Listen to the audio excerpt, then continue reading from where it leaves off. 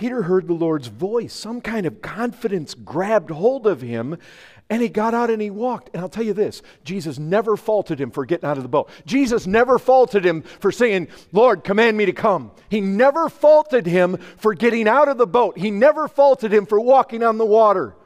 He only faulted him for one thing, only one thing, for doubting Christ once he was out of the boat.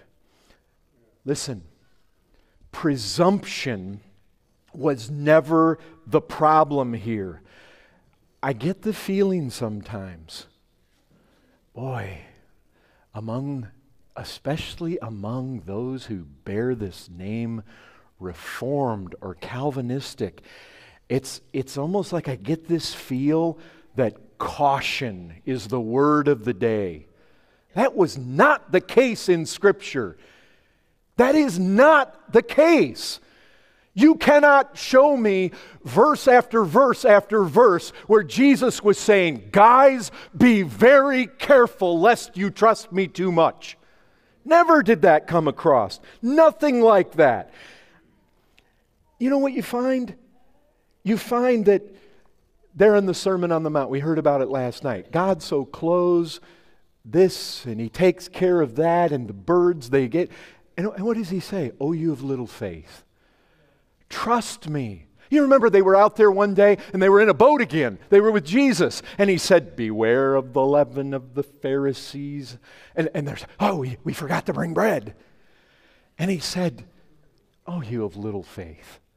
Or you remember another day, Lord, why could we not cast that demon out of that young man? Because you didn't have faith.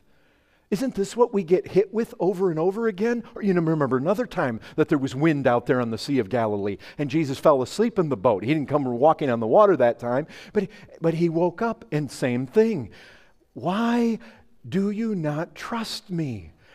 The thing is, we typically tend to fear presumption. Oh, I find that so often. Well, we want to be so careful lest we be presumptuous, when in fact Scripture seems to suggest that just the opposite is the issue. Peter, why didn't you trust me? Not, Peter, you idiot. Why were you so overconfident to step out of that boat? It's not that. That's not what you find in Scripture. Constantly, Jesus is saying, do you not yet perceive? I fed the 5,000, I fed the 4,000. Is that not resonating in your head? That when I'm with you, you're good. When I'm with you, I supply your needs. When I'm with you, impossible things happen. So trust me and get out of the boat. Don't stay in the boat. Oh, I am so convinced. We've got all these Reformed people. You'll carry your Jonathan Edwards out of here, but all the time you're in the boat. And Jesus has no hesitation to call us out. Let me ask you this. As you and I sit in our little boats, looking over the side, I mean, based on verses like this, do you get the feeling that God's more concerned that we're going to just rashly spring out of the boat and foolishly trust Him to help us and protect us on some crazy endeavor done in His name? Or is God more concerned that we just, I'm afraid my people. He wants us to step out.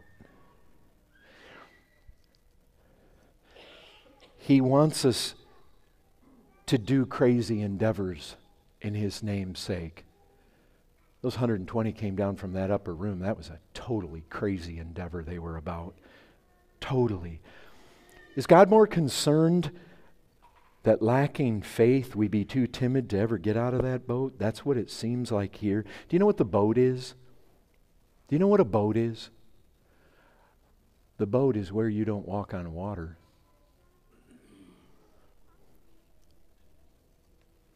It's the place of safety, of security. This is an excerpt from the full sermon, Getting Out of the Boat.